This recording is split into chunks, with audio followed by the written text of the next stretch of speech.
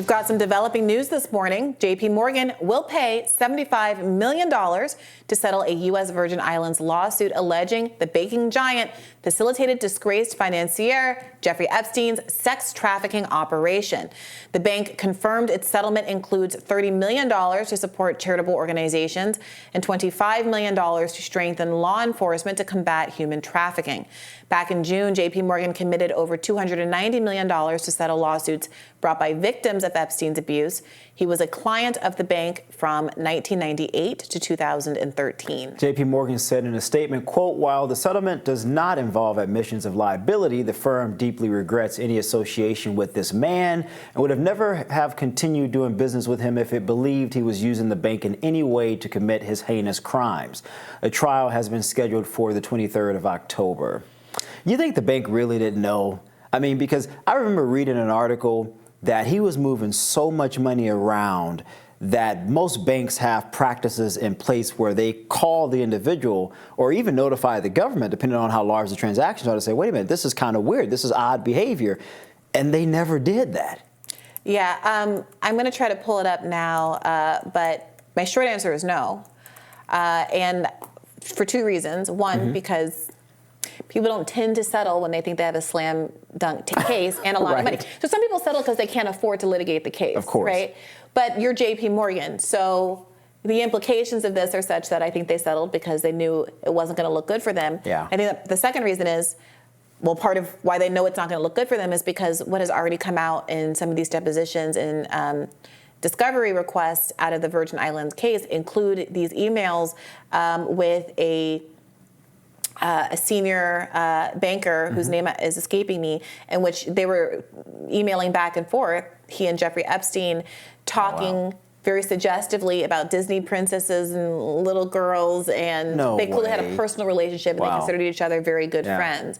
So to the extent that there were any protocol that were overlooked, it could be because Jeffrey Epstein had a personal relationship with people at the bank who were supposed to be doing the kinds of checks. Yeah, that I just mentioned, and they clearly were not. Because, and you know what, Bria, I also wonder if, and I remember one reporter making this point, that Epstein at one point in time had so much money, cash, in his JPMorgan accounts that, you know, banks don't hold a significant amount of cash. They're always lending in and out. Money is coming in and going out. It just flows. That's just a natural part of banking. And they didn't say anything because they were benefiting from the large amount of cash that Epstein had at one point in time in one of his accounts. And so to me, I mean, this settlement, I'm not sure if it goes far enough, but to your point, I think it would be far worse if the bank actually went through a trial process, going through discovery. They may end up paying over $1 billion potentially. Yeah, and we saw this happen with Fox News. Those emails came out and they wreaked havoc far beyond the implications of the actual lawsuit. Yeah. Many people have opined that the reason that Tucker Carlson was ultimately let go of Fox was because of unflattering statements that he made about the Murdochs that they couldn't let stand, less so, or in addition to the fact that, you know, so much money had just been lost. Yeah, almost $1 billion. But there was also the personal implications of those emails coming out. Yeah. So who knows what more? I mean, the implications here, I would argue there are a few things that are more important than alleging that an election has been stolen or not stolen. I think child predation is one of those things, and if I were in the position of JPMorgan Chase, I would very much not want any more stuff to come out like what we've seen already. Just Staley is the name of the executive I was mentioning. And we've read some of those email back and forth on this show before. But yes, it involved referring to girls by the name of various Disney princesses. What character would you like next? Epstein Which could wrote be a code word. Beauty and the Beast. Yeah. Staley replied, well, one side is available in Beauty or the Beast, you know. So that's the kind of thing that they're dealing with. So it almost sounds like, you know, if you were to do further discovery, Bree, we might find that Epstein was supplying JPMorgan Chase bankers with underage girls. That's obviously speculative. Speculative, of course. Who knows? But who knows what? I mean, you settle for a reason because of course, Chase with all of their capabilities financially, they are well aware of how bad it could be for them. Yeah. And like a smart entity, they decided, let's settle this and sweep this under the rug so we can keep moving. Just like Fox decided to end the bleeding with that lawsuit, pay $700+ million, and over the, I think 2 or 3 billion they were actually suing for? Yeah. A substantial amount of money. Yeah. Staley referred to Epstein as a profound friend, and there's a trove of 1,200 emails. He says, "Say hi to Snow White. I owe you so much," in one of the emails. Yeah, I don't mean how much suggestive, but I mean, I think my point kind of stands in terms of Epstein potentially offering some of these young women to bankers at the bank. But you know what's interesting? This guy was friends with a lot of people.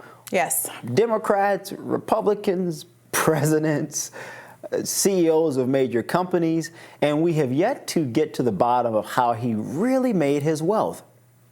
I think we'll find that out right after we are told who blew up the Nord Stream pipeline. Oh, well, we'll still be waiting on that then, Bree. I won't hold my breath. Yeah. I do think one other part of this that's interesting is that this lawsuit seemed to only really get legs in the context of the Virgin Islands. Now, we have covered on the show that there were other times at which various officials in the Virgin Islands seem to have been bought by Epstein. Mm-hmm. He was paying for the college tuition for the daughter of one public official. And there was an effort to, I think a successful effort to change some of the laws of the Virgin Islands so that they were advantageous to Epstein in his criminal activities, changing the sex offender laws in the country.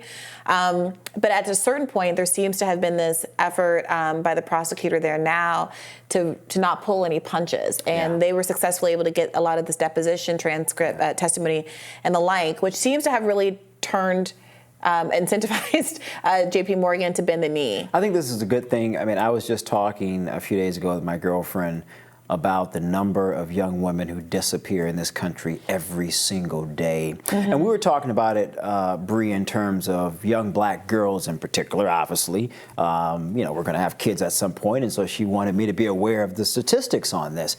And I was heartbroken, Bree, by the number of young women in general of every ethnicity disappear.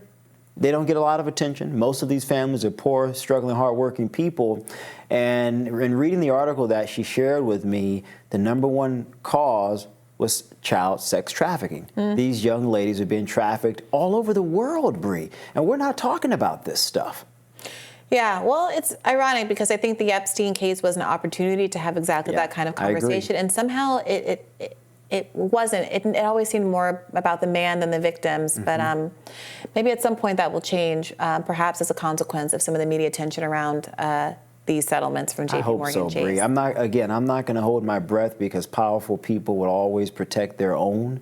But I think we need to have a voice for those families and a voice for those young ladies. Yeah, well, that's it for us today on Rising. Shermichael, it was a pleasure as always. Bree, I loved it. A lot of fierce debate today.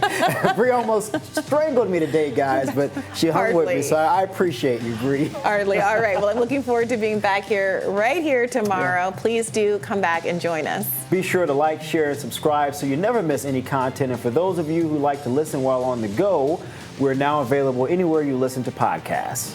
Bye-bye. Take care, guys.